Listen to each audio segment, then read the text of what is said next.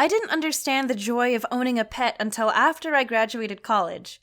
So Sully and I were roommates during our senior year of college, and after we graduated, we continued to be roommates in a different apartment, which happened to be near an animal shelter, which is where we adopted this adorable snowshoe kitten and named him Prince, a name Sully chose based off of The Little Prince.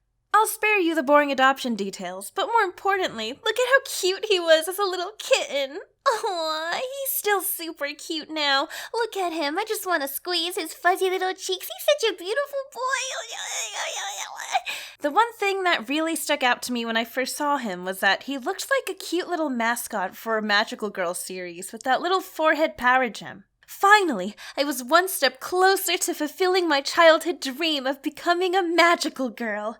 Just imagine, me in my super cute flowy magical girl dress with my adorable little sidekick by my... What are you doing? So after spending a significant amount of time with Prince, I've come to the conclusion that despite his deceptively magical-looking appearance, he would make a terrible mascot.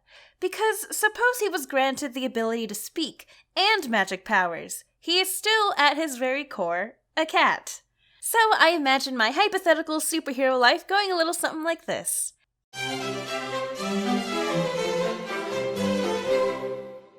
Prince, I need help! How do I activate my power staff? All right, listen to me carefully. This is very important. The secret to activating your staff is... Prince? Prince? Prince, the staff!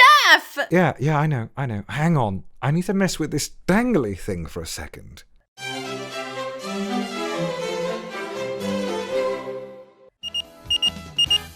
Prince, my signal's going off. Someone's in need of our help. But I'm in the middle of my nap. Prince, this is serious. I can't transform without you. Unless you have treats ready for me, I do not intend to move from this spot.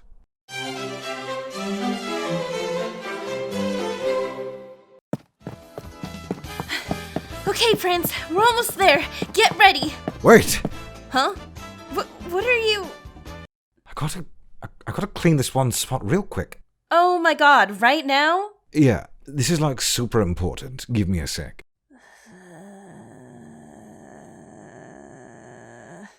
You can clean yourself later. We gotta go!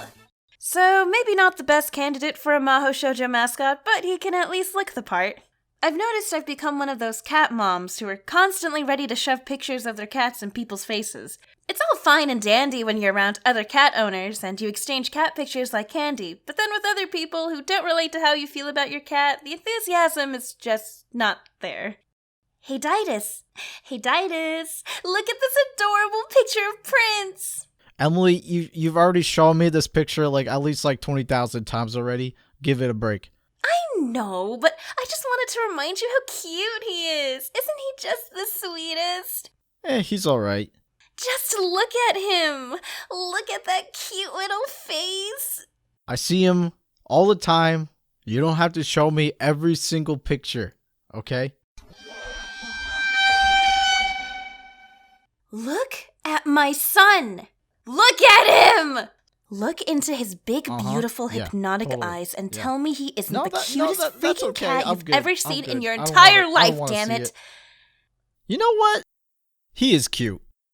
But I hate you. Since I've never owned a pet before Prince, I had no idea what it felt like to be so emotionally attached to one animal, and the thought of it kind of messed me up at times. I'll explain what I mean in a second.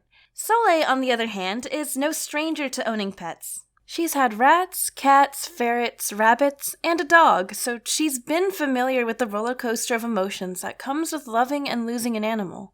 So one night at our old apartment, I was working on a video, and Prince was curled up next to my feet taking a nap. At a certain point in the night, sad boy hours hit. Now I describe sad boy hours as a time of night where you've stayed up for a little too long and you start thinking sadder thoughts than you usually would, either because sleep deprivation is kicking in or because it's dark outside and suddenly you feel more alone. I don't know. Like one minute you're minding your own business, maybe doing homework or something, and the next thing you know you're reading about the Titanic at 2 a.m. because your morbid curiosity got the best of you and now you're sad. We've all been there. Now, normally, when I hit sad boy hours, that's an indication that I need to go to bed, and at this point, I'd be turning my computer off and getting ready to sleep. But I had a video deadline looming over me that week, and I decided to power through the night. This was a mistake. I remember looking over at Prince's sleeping body and being overcome with these thoughts. One day, I'm going to outlive you. You're not even a year old yet, but one day, you're going to become old and I'm going to have to experience the pain of losing an animal for the first time in my life. I don't know when it'll happen, but I don't know if I'll be ready for it. At some point in the future, I will no longer be able to see you look at me with those beautiful blue eyes, and I don't know how I'm going to handle it when that day comes. I love you so much. I just want you to be happy forever.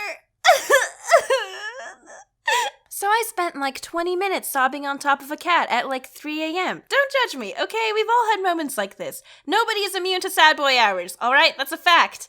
Aside from the intrusive death thoughts, having a cat has been a wonderful experience. I mean, technically, he's Soleil's cat, not mine, but we adopted him together, so I claim ownership as his second mama. I'm not a deadbeat. I go to my son's soccer games, I pay my child support in the form of treats and toys, and I'll always love him, even if he'd make a terrible sidekick. Emily, you showed me the same exact picture of Prince about like 6 million bajillion times already, okay? Emily, I don't want to see this cat anymore. Yeah, I get it. Now get that picture out of my face. Okay, I get it. He's cute. Now leave me alone. That's okay. I'm good. I don't want to see it. Yeah.